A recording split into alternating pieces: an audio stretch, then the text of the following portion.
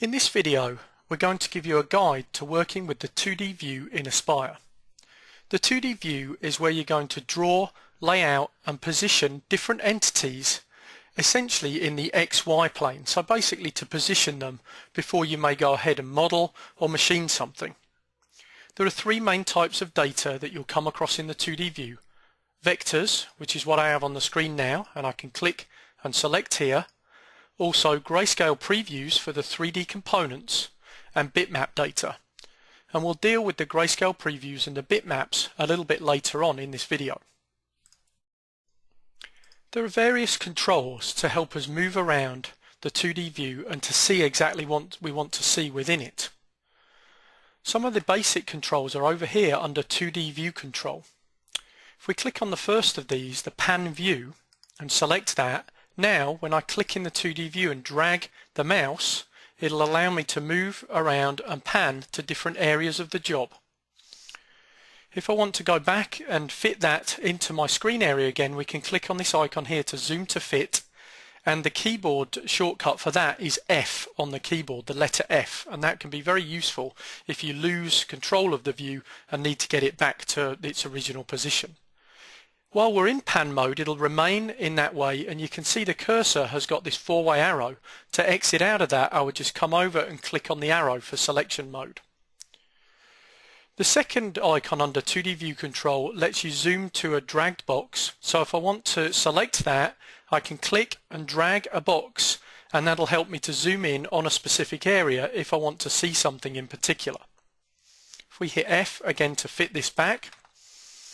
Another useful tool is the ability to zoom to a selected object. So if I wanted to see this star, I can click it, come over to zoom selected, and that's going to zoom right in on whatever type of object I have selected.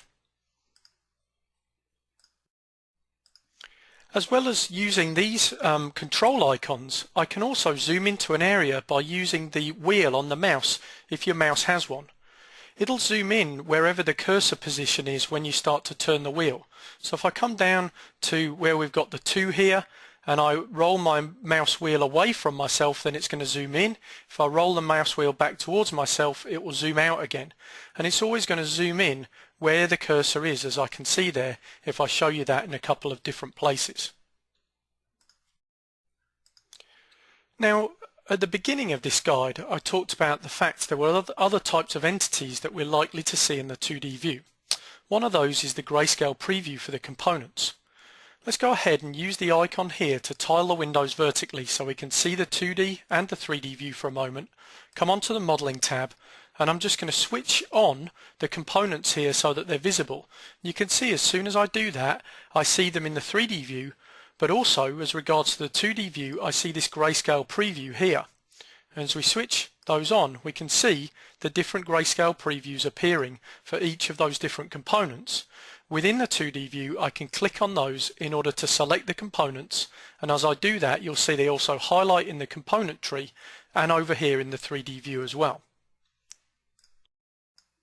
Let's now switch off those components and just maximize our 2D view again and show you the other type of data entity. If we click on the drawing tab, I can come up to import bitmap. I'm going to click on here, and this will let me load a raster based image such as a bitmap, JPEG, GIF or TIFF. This could be a digital photo, or it could be an image from the internet or from another drawing program, or it could even be something that you've sketched on a piece of paper and scanned in using a flatbed scanner. If I click on this JPEG I've got here and we hit open, it will import that into the software.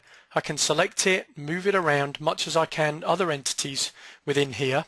When I deselect it, you'll notice that that becomes faded out, and that's so it's easier for me to see other objects that may be over the top of it. If I want, I can change that fading when it's not selected. I just click on it, right mouse click, go to object properties, and we can change how faded that object will be when it's not selected, and that can help me in order to display the information within it but still fade it a little bit to allow me perhaps to use this in order to trace vectors over the top of. Now, as you saw there, another feature of the 2D view is the ability to right mouse click in order to get up a context sensitive menu. What I'm referring to when I call it context sensitive is the fact that the menu that you get will depend upon the entity you have selected and where the cursor is over that entity. For instance, there with the bitmap selected and the right mouse click, I get choices that are relevant to that, plus a lot of standard choices such as cut, copy, paste, delete, etc. If I have a vector selected and I right mouse click over it, I'm going to get a slightly different selection which is pertinent to that object. And if the vector is in node editing mode, which I can get into by hitting N on the keyboard, so that I'm actually at a position where I can individually edit the parts of the vector, then the menu I get is going to depend whether I'm over one of the nodes. So if I right mouse click with the cursor there, you can see I get a very specific menu that's relevant to that position and the data. Or if I select it and I'm over one of the spans, which is the line in between the nodes, and I right mouse click, I get a different menu that's available to me, again that's relevant to being in that position and over that type of selected data in the node editing mode. You can see in these right mouse click menus there are often letters which are on the right hand side of the menu associated with the command, and all of these are shortcut keys that I can use in lieu of right mouse clicking and coming into the menu. For instance, in here you can see if I want to delete something, I hit D. I can show you that now by clicking here, coming over the span here and hit D on the keyboard, and it's going to delete it. That's how the shortcut keys work that you see within those right mouse click menus. There are some other features of the 2D view that will help you to lay out your project or to draw vectors. We have the rules that are giving me an idea of the size of the part here, but if I click on those at the top or the left hand side, I can drag down in order to create a guideline, and the guideline can be used to help me locate something or to snap to.